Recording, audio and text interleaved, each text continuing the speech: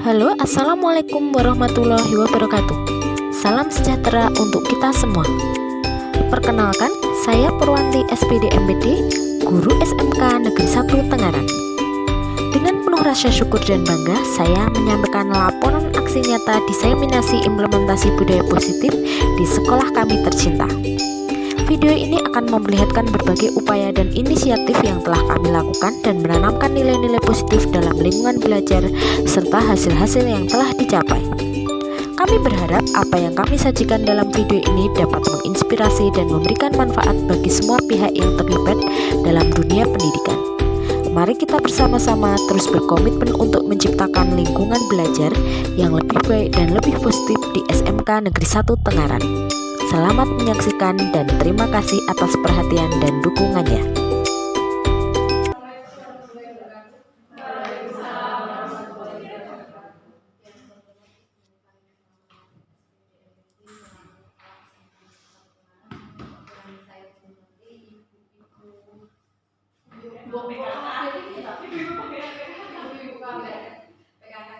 Ibu-ibu dari Mapel Produktif dan Bimbingan Konseling yang saya hormati, terima kasih sekali Anda semua sudah bergabung di sini dalam rangka diseminasi budaya positif dalam rangka aksi nyata pendidikan calon guru angkatan 10. Pertama-tama marilah kita panjatkan puji kepada Allah Subhanahu wa taala yang senantiasa memberikan rahmatnya sehingga pada pagi hari ini kita dapat berkumpul di sini. Waktu karena saya mohon sambutannya dari Ibu Kabida selaku Kepala SMK. Terima kasih tutur budaya positif. PPT-nya kira-kira banyak. Oke, assalamualaikum warahmatullahi wabarakatuh. Terima kasih teman-teman semua yang sudah hadir di ruangan ini. Yang pertama saya ucapkan selamat kepada Tukur. Ini merupakan rangkaian sebagai calon guru penggerak dan itu kesuksesannya tidak bisa diraih sendiri. Untuk mengadakan sosialisasi kan Tukur ya mungkin ngomong dewi. Kemudian yang diajak sosialisasi tentu saja juga harus mengorbankan waktunya, kelonggaran waktunya disediakan untuk kegiatan ini. Maka terima kasih sekali teman-teman semua sudah mensupport dan Tukur tetap semangat karena mungkin prosesnya itu berbeda. Ada yang guru penggerak itu ora sah kaya Tukur ini ya wis mlaku bae kok, sing penting duwe dokumennya entah dari mana, tapi Tukur harus melalui ini step by step. Insya Allah kalau prosesnya sesuai prosedur dan sesuai dengan apa yang diminta, hasilnya juga akan berbeda. Oleh karena itu tetap semangat. Nanti jam 1 mulai lagi. Saya mohon maaf mungkin nanti Pak Aris ya, karena saya ada 3 kegiatan hari ini bolak-balik ke sana sini, semoga kita ada kabeh. Tapi kalau masih ada ya saya nanti ikut bergabung. Itu terima kasih, selamat berkegiatan. Kami seneng buka ya, terima kasih teman-teman semua. Assalamualaikum warahmatullahi wabarakatuh. Waalaikumsalam. Silakan dilanjut ya. Terima kasih. Oke, semoga dimudahkan dan dilancarkan. Amin. Terima kasih ya Mbak. Terima kasih, saya mulai ya teman-teman. Saya pada pagi hari ini saya akan bukan tapi kita sharing berbagi ilmu. Nanti saya mohon teman-teman semua juga mengikuti jejak saya ikut bergabung CGP di tahap-tahap berikutnya karena informasi dari kementerian itu hanya sampai tahap 13 dan kemungkinan nanti akan di semuanya ikut, jadi semuanya harus guru penggerak pada akhirnya semuanya. Jadi mungkin ini sebagai pengetahuan saja, Anda dengan nanti juga akan melalui proses yang sama yang seperti ini, kita saling bantu. Nanti kalau Anda dengan ada yang PGP, saya siap untuk dari malam.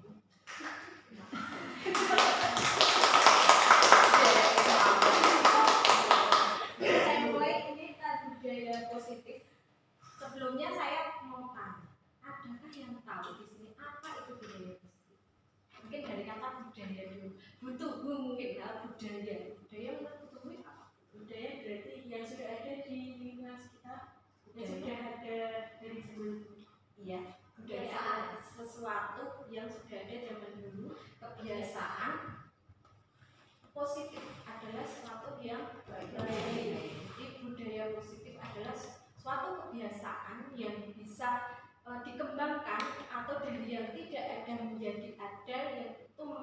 pada hal-hal yang baik.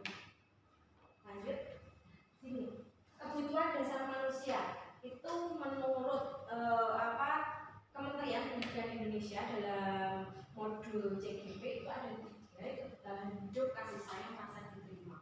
Kebutuhan dasar fisik manusia itu seperti kebutuhan hidup, makan, terus ada minum, tidur, dan perlindungan.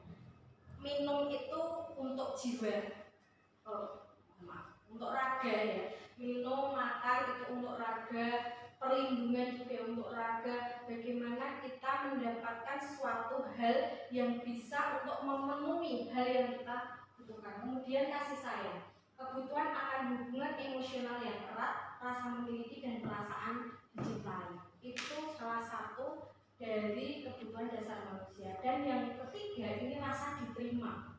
Ini yang sangat penting karena ternyata setelah saya melakukan penelitian di beberapa kelas, observasi di beberapa kelas, kebutuhan yang anak-anak kita butuhkan saat ini adalah rasa diterima. Diterima sebagai manusia yang unik, karena pada dasarnya peserta didik kita itu adalah peserta didik dengan karakter yang unik, dengan berbagai macam karakter. Ada yang pendiam, ada yang mungkin banyak omong, ada yang memang sukanya berbohong, ada yang memang jujur tapi jengkel, itu juga ada. Dan semuanya itu ada di sekolah kita dengan jumlah peserta didik lebih dari 20.000 peserta didik. Budaya positif di sini adalah pengertian secara gamblang atau pengertian secara detail bahwa budaya positif adalah seperangkat nilai, norma, dan praktek yang mendukung perkembangan kesejahteraan dan interaksi konstruktif dalam suatu kelompok atau masyarakat.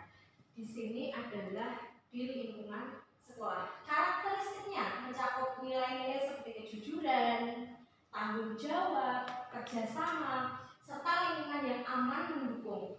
Kemudian komunikasi terbuka, penghargaan atas kontribusi individu, kesetaraan dan inklusivitas menjadi elemen penting.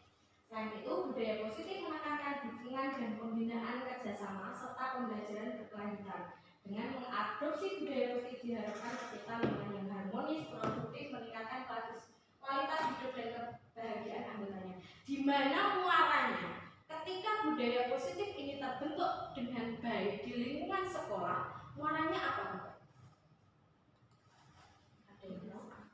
Pembelajaran yang berkualitas, peningkatan pendidikan, peningkatan kualitas pendidikan di lingkungan sekolah. Kalau kita, muaranya adalah menciptakan peserta didik yang diterima di masyarakat, diterima di dunia usaha, di dunia industri, dengan tidak ada cacat. Kalau siap diterima di dunia usaha, dunia industri, dan masyarakat. Itu tujuan utamanya dengan adanya budaya positif. Kira-kira di sini di SMK Negeri 1 Tenggaran, sudahkah budaya positif itu ada, atau mungkin sudahkah tercipta budaya positif di SMK 1 Tenggaran? Sudah. Walaupun mungkin ada di beberapa lini tidak maksimal, tetapi sudah. Lanjut. Disiplin positif. Di sini dari budaya positif itu saya ambil satu saja nilai yang ada di salah satu nilai yang ada di budaya positif, yaitu tentang kedisiplinan. Disiplin positif dan nilai-nilai kebajikan universal. Disiplin positif berfokus pada pengembangan diri dan nilai-nilai kebajikan universal yang mencakup tanggung jawab, empati, dan respek. Disiplin tidak sekedar hukuman, tetapi proses membangun kondisi perilaku yang sehat dan bermartabat. Di mana disiplin ini, ketika kita ngomong disiplin, biasanya hubungannya sama hukuman. Tapi tidak hanya itu. Di situ ada yang namanya punishment, ada yang namanya reward, ada yang namanya restitusi. Di antara reward dan punishment, memberikan hukuman tetapi tidak melengahkan reward yang harus diberikan. Rewardnya berupa apa? Kita tadi rasa diterima oleh kita sebagai peserta didik. Kadang peserta didik kita itu memang salah, blokir aja, Mbak. dikon mangkat lampungnya tugas yang mungkin sampai saat ini guru-guru panjenengan semua yang masih mengejar nilai mungkin banyak. Tetapi kita juga harus menerima alasan-alasan yang mereka nanti sampaikan. Dan kita tidak hanya berhenti di situ. Ketika mereka memberikan alasan yang mungkin bisa kita terima, kita harus juga cross check, observasi, benar enggak toh alasan yang dibuat peserta didik kita ketika melakukan kesalahan ini. Tidak hanya berhenti di situ. Ya capek Bu kalau seperti itu, makanya anak Romatus harus membenarkan seperti itu. Iya capek, ini memang tugas kita seperti itu. Karena apa? Karena memang tugas kita di era seperti ini. Gini, ada pepatah mengatakan, didiklah anakmu sesuai dengan zamannya. Kita tidak bisa mendidik seperti kita dulu. Kita mungkin pada zaman kita bertemu dengan guru saja, guru. Bahkan masuk ke ruang BK ruang guru tidak seperti zaman sekarang. Kita perlu pendekatan dengan siswa. Kalau misalnya siswa tersebut sukanya nongkrong, tidak masuk kelas, bolos, ya kita melakukan pendekatan dengan cara mereka. Baru saja ada kasus kita kangkang dengan arogansi kita salah kan. Ternyata di sana ada yang ngitik terus. Kemarin itu saya mendengarkan itu saya ngeri. Jadi bu suaminya Bu Maya itu beli makanan di sana sebelah, warung sebelah. Suaminya Bu Maya soto di situ. Beliau duduk agak lama. Ada siswa yang masuk di situ, ada bilang kayak mau jadi wis tak pancing ben ngapon aku. Tapi orang gagal. Misalnya dia berani ngampon aku untung 1 juta. Lah guru apa tuh kan? Kalau gurunya apa disebutkan disensor sama emaknya. Jadi suaminya dengan langsung guru apa itu langsung, tapi disampaikan ke saya itu disensor. Berarti ada siswa-siswa yang memang dia kalau tidak suka dengan kita, itu caranya dipancing kita. Itu yang harus kita hati-hati. Makanya itu tadi pepatah, didiklah siswamu, didiklah anakmu sesuai dengan zamannya itu betul. Kita tidak bisa mereka ternyata kita terpancing. Kalau kita terpancing luar biasa loh. Di sana itu mereka punya HP ya, itu segi positif dan negatifnya bawa HP ke sekolah seperti itu. Mohon maaf, kasus teman kita kemarin kan dia juga karena HP ya. Kalau tidak ada HP di sekolah, hal itu tidak akan terjadi karena tidak ada bukti. Tapi ketika ada media sosial, ada HP, ya itu. Tapi kita di sekolah kita itu sudah ada yang namanya program Safe.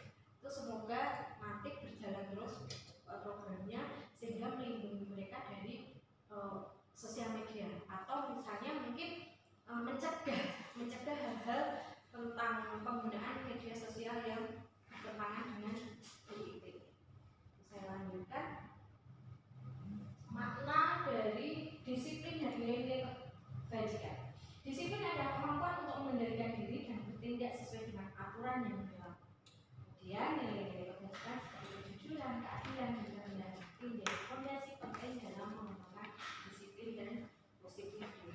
Dari disiplin dan nilai kebajikan ini pasti ada upaya-upaya kita untuk mengendalikan diri, misalnya sebagai wali kelas. Di sini ada yang jadi wali kelas untuk mendisiplinkan untuk mendisiplinkan siswa bimbingan di kelas. Langkah pertama yang bimbingan lakukan ketika menjadi wali kelas pertama kali masuk apa? Kesepakatan. Ada lagi pendekatan dengan anak. Ya, kesepakatan kelas atau keyakinan kelas. Ini perlu kita bentuk, perlu kita buat agar apa di dalam kelas kita dari 5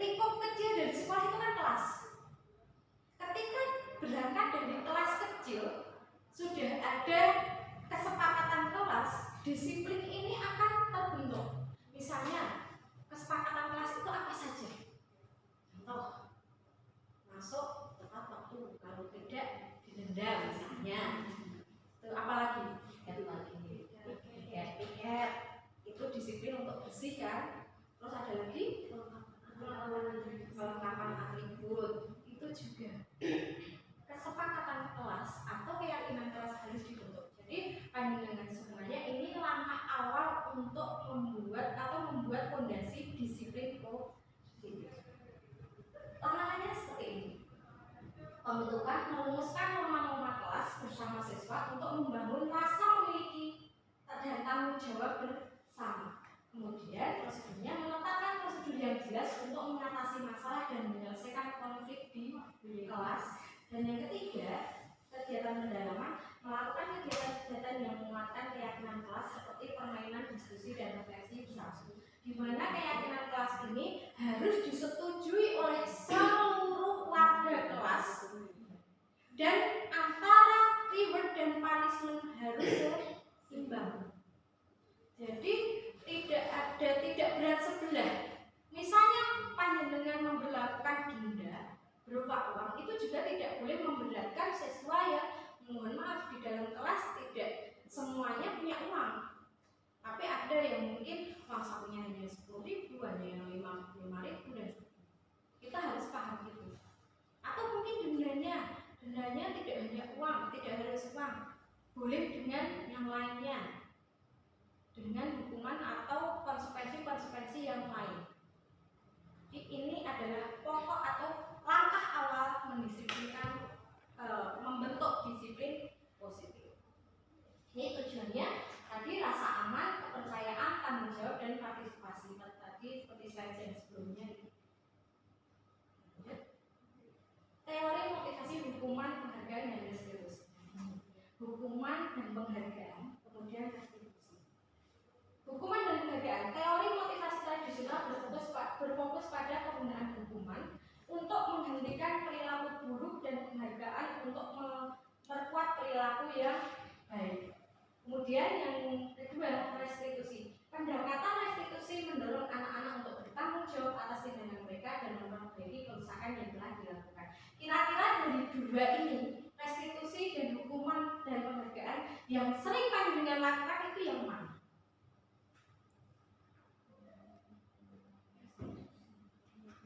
Apakah kedua-duanya? Apakah hanya yang di atas saja atau yang di bawah? Imbang. Ya, harus imbang. Tetapi di dalam teori guru penggerak itu harusnya yang imbang. Yang restitusi. Kita memberikan sesuatu hal kepada peserta didik. Kita memberikan hukuman kepada peserta didik itu harus dengan alasan atau dengan intinya punishment, konsekuensi yang tidak memberatkan atau sama-sama setuju. Kamu dihukum ini harus setuju. Kenapa itu tadi? Kita itu hidup di era zaman yang memang yang tidak seperti dulu. Kalau dulu hukuman dan penghargaan ini boleh silakan digunakan karena memang zamannya dulu bisa. Tapi kalau yang pada saat ini itu yang lebih baik digunakan adalah restitusi. Apakah tidak boleh kita memberikan penghargaan kepada peserta didik? Boleh, tetapi penghargaannya juga tidak langsung ada siswa seperti ini. Anak-anak, nanti kalau kalian dapat nilai 100 saya beri uang 10.000. Seperti anak saya kemarin, Bu, kalau UN saya, kalau mohon maaf, ujian sekolah saya nanti dapat lebih dari 95, saya akan diberi uang 10.000 oleh guru saya, ustazah saya. Itu sebenarnya penghargaan yang salah, karena motivasi peserta didik itu bukan pengetahuan atau nilai, tapi uang. Dan itu dulu kita sering lakukan gitu ya. Ribet. Dan itu ternyata salah. Misalnya mungkin penghargaannya akan saya berikan nilai yang lebih dari teman. Ketika kamu mengerjakan dengan tenang, jujur, dan misalnya dengan dalam keadaan tidak sesuai tepat waktu, tugas yang kamu berikan kamu misalnya deadline-nya tanggal 10. Kalian mengumpulkan tugas sebelum tanggal 10, nilainya akan saya tambah. Mereka kan acuannya nilai. Atau mungkin ketika kalian deadline tanggal 10, ketika kalian sebelum tanggal 10 kalian bisa tidak mengumpulkan, itu punishment-nya harus menjawab pertanyaan dari saya. Jadi kan menambah pengetahuan, bukan hukuman nulis lagi 100 kali. Itu salah. Bukan kok saya sebenarnya memang salah, memang saya salahkan karena itu memang tidak ada dalam acuan. Tetapi mungkin ketika menulis beberapa kali, harapan gurunya adalah semakin menghafal. Tapi tidak. Yang ada, mereka akan menyewa orang yang tulisannya sama untuk menuliskan. Bayar, pakai uang. Itu akan menambah kesalahan mereka lagi. Dosa mereka akan bertambah. Tetapi ketika engkau pengen misalnya lebih dari 10, kamu pelajari paragraf ini atau paragraf poin-poin ini, ketika kamu mengumpulkannya lebih dari tanggal 10, kan deadline-nya tanggal 10, kamu akan saya tambah 5 pertanyaan lagi, tetapi langsung dijawab. Dia akan lebih belajar. Itu contoh dari restitusi. Kemudian kita sebagai guru itu dalam restitusi itu sebenarnya ada 5 posisi kontrol. Tapi mohon maaf, ini hanya saya tampilkan 3 yang ini saja. Yang pertama adalah penghukum. Penghukum adalah guru bertindak sebagai pihak-pihak yang menghukum dan menjatuhkan konsekuensi atas tindakan yang salah. Jadi guru ini ada ciri-ciri, intinya ini loh, ciri-ciri guru yang ada di sekitar kita itu seperti ini. Ada penghukum, teman, membuat rasa bersalah, manajer. Yang keempat, yang kelima, ini sahabatnya sudah ada penghukum, teman, membuat rasa bersalah. Yang keempat adalah manajerial. Kalau manajerial ini tingkatnya sudah tinggi, jadi sudah bisa restitusi, terus apian lah intinya. Udah urung tahun hukum, tapi bocahnya juga ditinggal ketika ditinggalkan pelajaran itu sedih, kayaknya belum ada di sini. Ketika siswa yang pasang ya malah siswa anak saya kalau berani tinggal sampai lomba waktu itu jam praktek mereka akan komplain. Oh, tidak ada yang ngajar. Tapi itu bagus juga.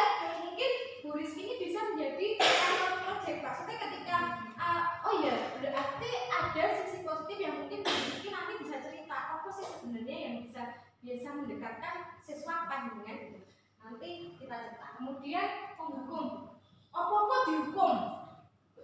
Mlebu nggawa topi dihukum. Mlebu telat dihukum. Ngertinya dihukum. Ada.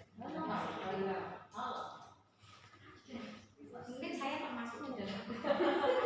Tapi setelah ikut CGB ini saya mencoba untuk membuka pola pikir saya, mindset saya akan harus menjadi guru yang lebih baik. Itu.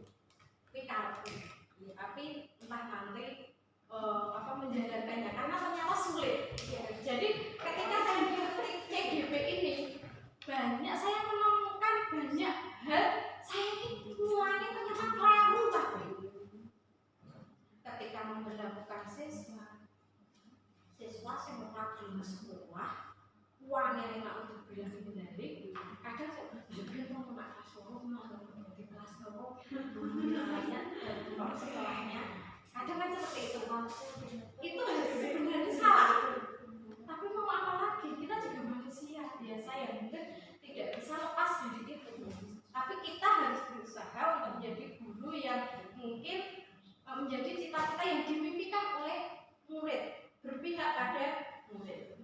Kemudian membuat rasa bersalah. Ini contohnya seperti apa? Guru menciptakan rasa bersalah pada siswa untuk memberi. Ketika akhirnya kita di penghujung acara, terima kasih sekali atas partisipasinya ibu-ibu semuanya. Semoga apa yang saya sosialisasikan kepada panjenengan itu bermanfaat untuk kita semuanya.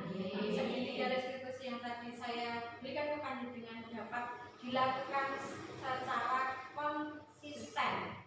Menjaga konsistensi itu akan lebih sulit, tetapi saya yakin bahwa ibu semuanya itu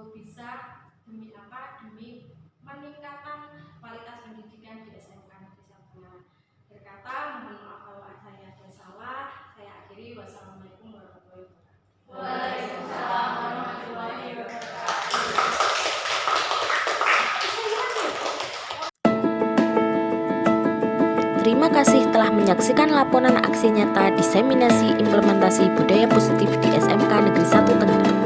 Kami berharap bahwa program dan inisiatif yang telah kami lakukan dapat memberikan inspirasi bagi semua pihak untuk terus menanamkan dan memperkuat budaya positif di lingkungan sekolah. Saya, Purwanti SPD MPD, atas nama seluruh keluarga besar SMK Negeri 1 Tangerang mengucapkan terima kasih kepada semua pihak yang telah berkontribusi dan mendukung program ini. Semoga upaya kita bersama dapat memberikan dampak positif dan berkelanjutan bagi para siswa dan seluruh warga sekolah. Mari kita terus bekerja sama dan berkomitmen untuk menciptakan lingkungan pendidikan yang lebih baik, lebih harmonis dan penuh semangat. Terima kasih atas perhatian dan dukungannya. Wassalamualaikum warahmatullahi wabarakatuh. Salam sejahtera bagi